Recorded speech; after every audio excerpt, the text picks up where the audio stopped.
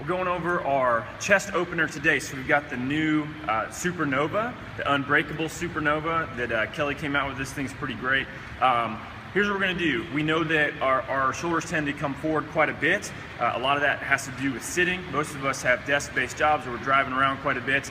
This is a great way to open that back up because the front of the shoulder and the chest, where they come together, they tend to get drawn in this what we call an anterior shoulder position, and that's a lot of that comes from tightness here.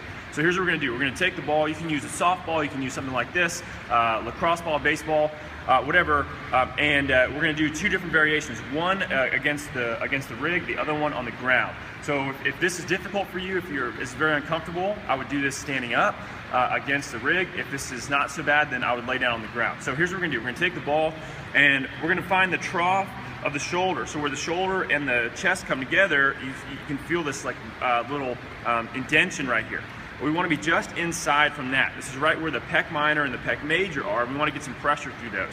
So we're going to take the ball and we're going to give ourselves some pressure through the front of the chest. Okay, so you can move your feet back accordingly, however far back you need to go. But once we get some pressure, we want to get movement. So we always want to have pressure and movement if possible.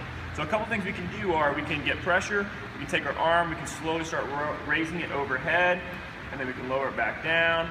We can take our arm, we can bring it back behind our back, and then lower it back down. We can bring our arm out to the side and try to raise up and over our head, back down. We can do a combination of any of those things, but what we want to do is try to keep moving for a good minute or two.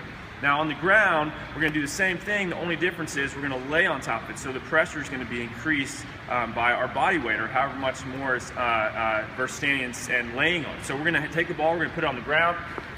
Same thing applies. We're going to find that area. We're going to put the ball there. And what we want to do is we want to start with our hand behind our back or out to the side, get some pressure through there, and then we're going to get some movement. So we can take that hand, put it behind the back. We can do some sweeping movements as we raise the arm overhead.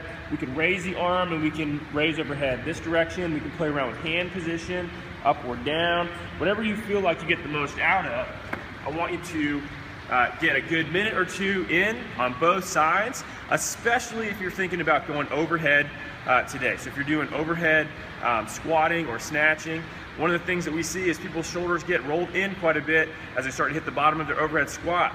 And that can come from tension here. We want to open that back up and let you keep a more neutral shoulder position. All right, guys, chest opener, try it out.